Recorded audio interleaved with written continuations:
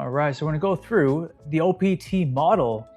Why the OPT model? Because it's based on NASM's protocol for it's the Optimum Performance Training model. Right, so this model is a systematic, integrated functional assessment and training framework designed by the National Academy of Sports Medicine, originally developed by physical therapist Michael Clark. The model bridges the gap between physical therapy and strength and conditioning. It provides a repeatable, evidence-based system for progressing clients from foundational stabilization to maximal power. This model is structured into 3 distinct levels: stabilization, strength, and power, comprising 6 specialized phases.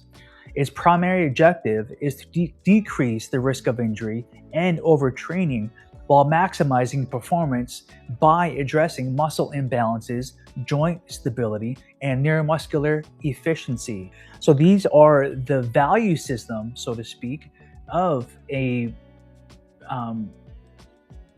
perfect program designed for clients, right? So if I sign up for, let's say I wanted to learn more on Olympic lifting, and once I sign up for Person Influencers PDF workout video app, and I see them performing an overhead snatch, with X weight on that barbell, and I perform it without any instruction of that specific influencer's program or their insight, and I just follow along their program, right? So that's why we have this ecosystem inside the Day One Den Fighter Fit Athletics, with the video analysis, with the OPT model framework, with the logic and brain of NASM, so that you guys are safe and confident in our coaching. Stabilization, strength, and power.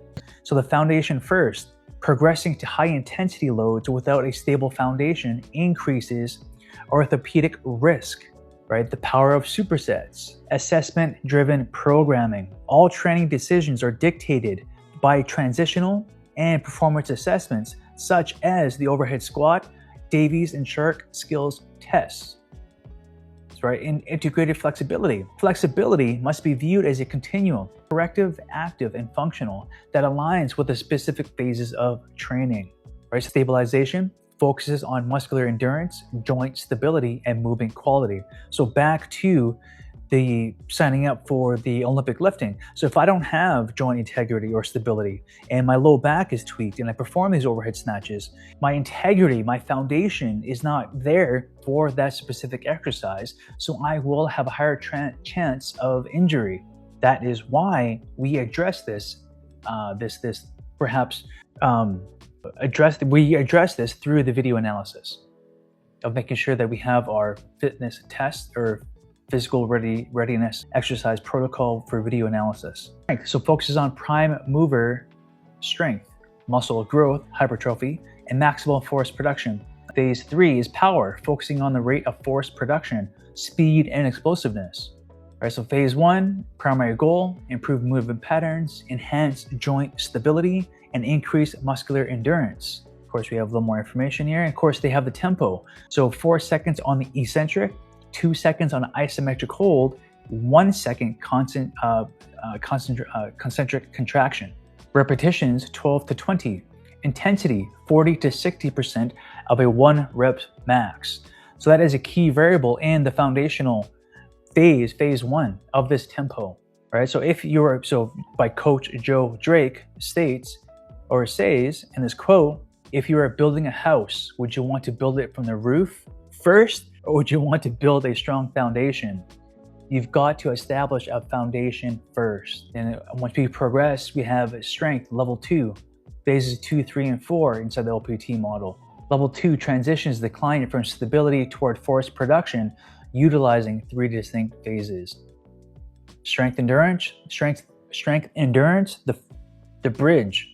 This phase is the hybrid bridge between stabilization and hypertrophy. It uses supersets consisting of a traditional strength exercise followed immediately by a biomechanically similar stabilization exercise. So we have a barbell bench press strength followed immediately by a push-up, stabilization. This phase utilizes a superset pairing a heavy strength exercise with an explosive light load power exercise. So post-activation potentiation.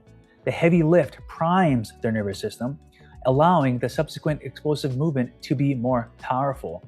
An example superset of this post-activation potentiation is a heavy barbell squat, 1 to 5 repetitions, followed by 10 jump squats. The OPT model dictates that the flexibility and assessments must be systematic rather than random.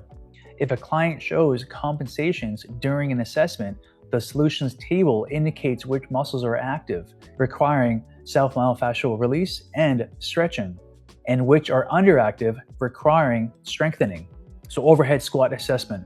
Okay, so identifies primary movement compensations like feet turning out or knees caving in, adduction or knee valgus. Despite the rise of AI and technology, the sources emphasize that interpersonal human coaching is irreplaceable. However, having the experience of a certified personal trainer for 16, 17 years and working with clients hands-on, in person and in multiple gyms, and even during times of working with friends and family, I have that ability to spot instability. So we have to have the technology coupled with the expertise of the coach. Right, so successful training is about the relationship and coaching, not just the numbers on the page. In every phase, especially phase 1 and the power phases, the freeze frame concept applies.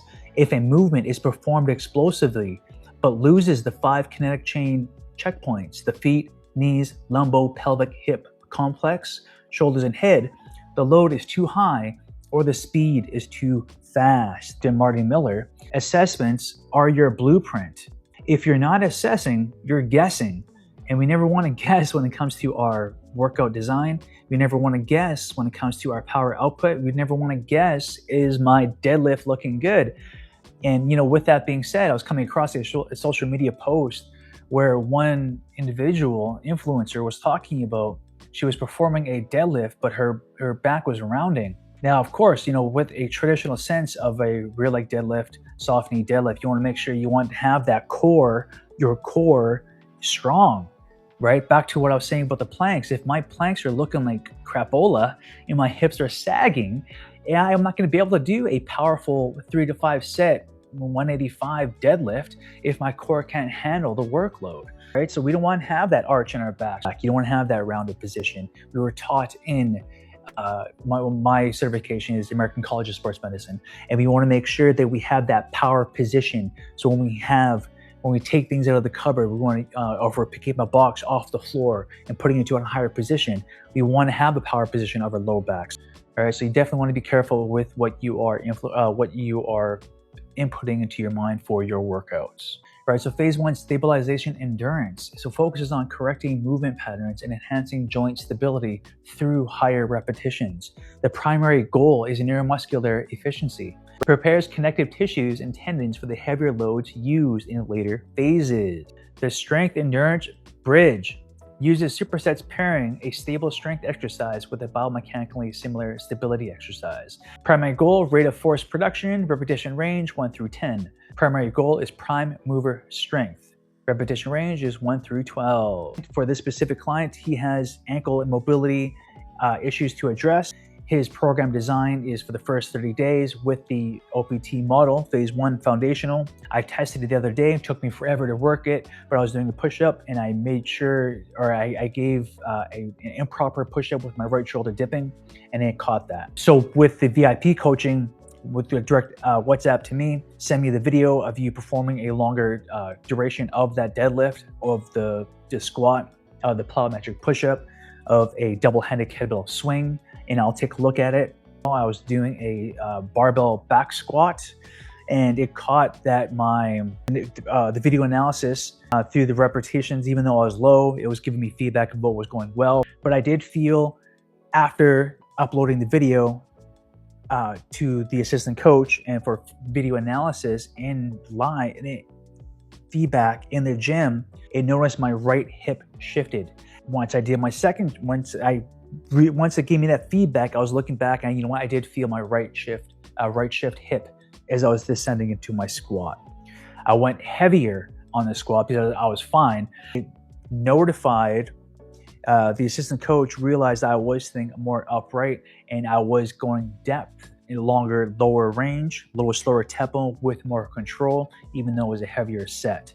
OPT model, a little more of a breakdown of why we use the OPT model for our clients and for our coaching, making sure that you guys are being more knowledge-based in who the coaches, influences you are looking at or watching over or taking advice from, making sure that that coach is certified and has real world experience working with clients. And what else is there?